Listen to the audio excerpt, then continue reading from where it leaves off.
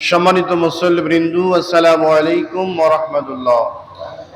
আল্লাহ রাব্বুল আলামিনের দরবারে লাখ কোটি শুকরিয়া আদায় করছি। বিগত একটি বছর পরে আল্লাহ রাব্বুল আলামিন আমাদের সকলকে নেক হায়াত দারাজ করে পবিত্র ঈদুল আজহার দ্বিতীয় জুম্মা, পবিত্র জুম্মার নামাজের উদ্দেশ্যে মসজিদে এসে কোরআনে কারিম থেকে কিছু কথা বলার এবং শোনার জন্য তৌফিক দান করলেন। রব্বুল আলামিনের দরবারে শুকরিয়া আদায় করছি। সকলে বলছি আলহামদুলিল্লাহ। আরো শুকরিয়া আদায় করছি অসংখ্য মানুষদের ভিতর থেকে দয়া করে আল্লাহ রব্বুল আলামিন মনোনীত করে আমাকে আপনাকে কোরআনে কারিমের আলোচনায় বসার জন্য কবুল করে নিয়েছেন। ইচ্ছায় অনিচ্ছায় অসংখ্য মানুষ যথাসময় আলোচনায় হাজির হতে পারে না। এই না পারার পিছনে কারণ হলো ইবলিস সকল সময়ের জন্য ধোঁকা দেয়, বিভ্রান্ত ছড়ায়। আল্লাহ রসুল বলছেন, যখন আমি আপনি পবিত্র জুম্মার দিন আজান হয়ে যায়, আজানের ডাকে সাড়া দিয়ে মসজিদে প্রবেশ করি, কোনো ব্যক্তি যখন সর্বপ্রথম প্রবেশ করে মসজিদে, সে একটি কবুল হজের সওয়াব আল্লাহ রাব্বুল আলামিন তাকে দান করে দেয়। সুবহানাল্লাহ। এরপরে কুরবানির সওয়াব, উট কুরবানি, গরু কুরবানি, ছাগল কুরবানি, দুম্বা কুরবানি, এইভাবে পালাক্রমে আল্লাহ সওয়াব দিতে থাকেন শেষ মুহূর্ত পর্যন্ত। কিন্তু বিষয় হলো, এই সওয়াব এত সওয়াব দিবেন, যেমন পৃথিবীর সবচাইতে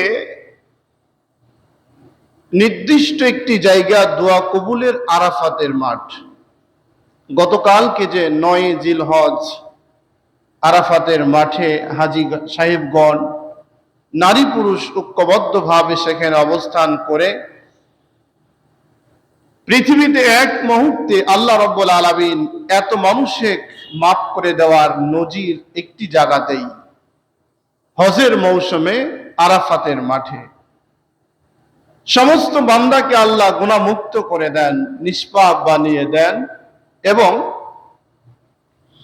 আল্লাহ রাব্বুল আলামিন ওই সমস্ত মানুষদের গুনাহগুলাকে আল্লাহ সওয়াব দিয়ে পরিণত করে নতুন জীবনকে ধারণ করে আবার শুরু লগ্নটা আল্লাহ কবুল করে জান্নাত উপযোগী করে দেন। বিষয় হলো, শয়তান সেখানে আফসুস করে চিন্তা করে, মাথায় হাত দিয়ে বসে থেকে এত মানুষকে মাফ করা হলো, আল্লাহ মাফ করে কিভাবে এটা আমি দেখব। এই মাফ করে কিভাবে দেখব বলতে গিয়ে আপনি হাজি যারা হজ করতে যায়, যারা আসার পরে জিজ্ঞাসা করে দেখবেন, অনেক মানুষ হজের আরকামগুলা ঠিক মতো করতে পারে না। ইচ্ছায় অনিচ্ছায় বাসাতেই নামাজ পড়ে, অলসতা ধরে, মুজদালিফায় গিয়েও নানান রকমের উসিলা তালাশ করে আর নিজেকে হাজি মনে করে, আমি তো হজ করলাম। এইভাবে সময়টাকে নষ্ট করে দিয়ে আবার যখন দেশে ফিরে আসে, আগের সলিমুল্লাহ আর ওই পরের সলিমুল্লাহ পরিবর্তন হওয়া অবধি কিছুই হয় না। তখন আমরা মনে করি যে হাজি হজ করে আসলো, আসলে ব্যাপারটা আগেও যা ছিল এখনো তাই হলো, এরকম হজ করে লাভ কি, বা ইত্যাদি আমরা অনেক কথাবার্তা বলি। কিন্তু প্রকৃতপক্ষে উনি যদি শয়তান মুক্ত জীবন গড়তে চায়, তাহলে হজের পূর্ণাঙ্গ আরকামগুলোকে তাকে মানতে হবে, এবং এখান থেকে যখন ইহরাম পড়বে তখন তার সমস্ত ঋণ মুক্ত, দেনা মুক্ত, এরপরে হক পরিশোধ ইত্যাদি ইত্যাদি যত আছে সবগুলাকে পরিশোধ করে এবার যেতে হবে সেখানে।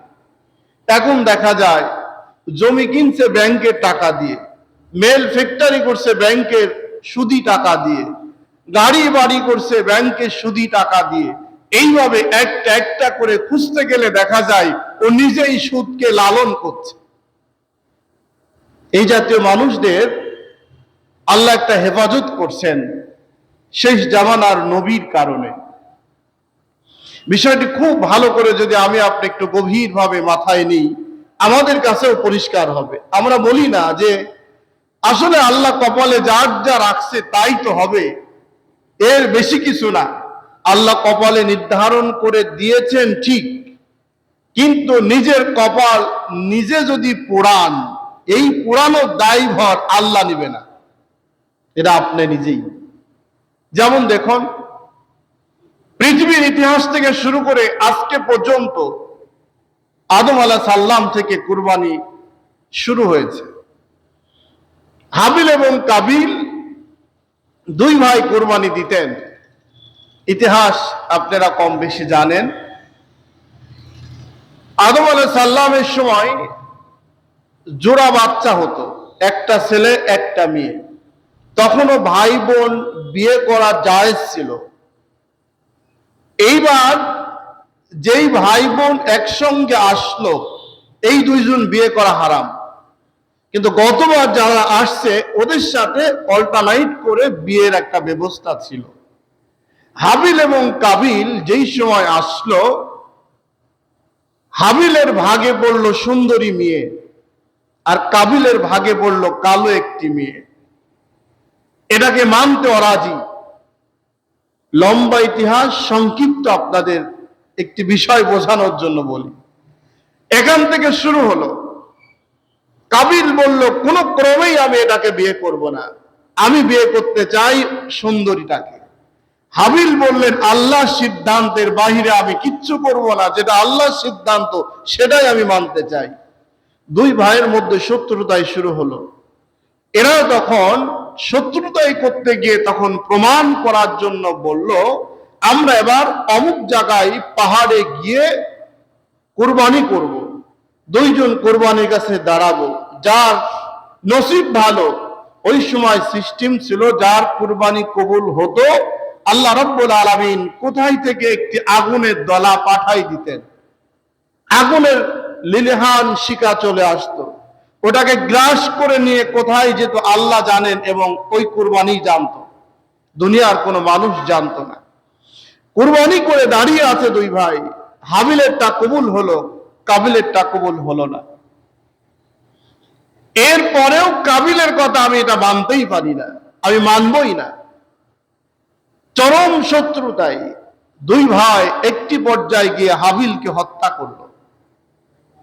কাবিল তখন বলল যে আমি এবার স্বাধীন পেলাম।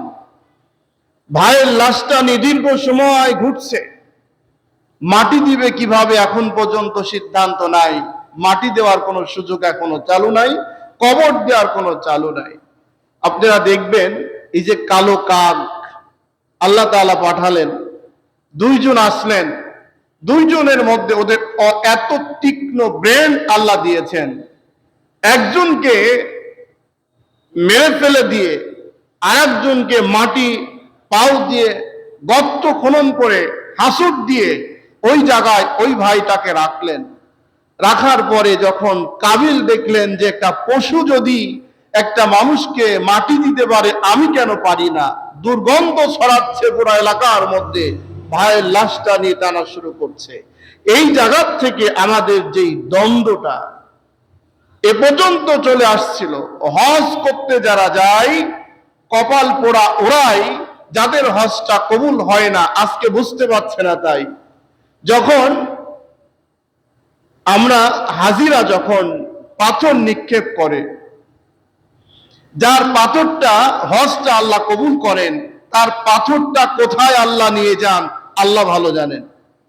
আর যার হজ কবুল হয় না, তার পাথরটা ওখানেই পড়ে থাকে এখন পর্যন্ত। তাই এই জন্য হজ করতে যারা যায়, দূর থেকে পাথর নিয়ে গিয়ে ওখানে মারার হলো নিয়ম।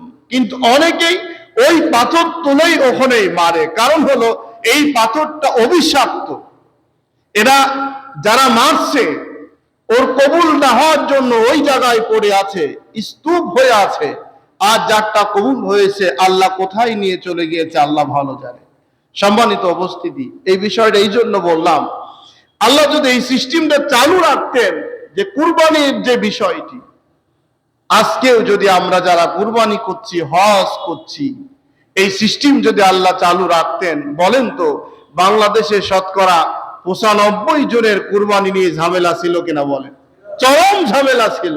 কারণ আমরা কুরবানি করি ঠিক, টাকার গরমে, ব্যবসার গরমে, লোভের গরমে অনেক বেনামাজি কুরবানি দিয়ে বসে আছে, অনেক ইসলাম বিদ্বেষী মানুষ কুরবানি দিয়ে বসে আছে, অনেক ইসলামের সাথে কোনো সম্পর্কই নাই এই শ্রেণীর মানুষটা কুরবানি দিয়ে বসে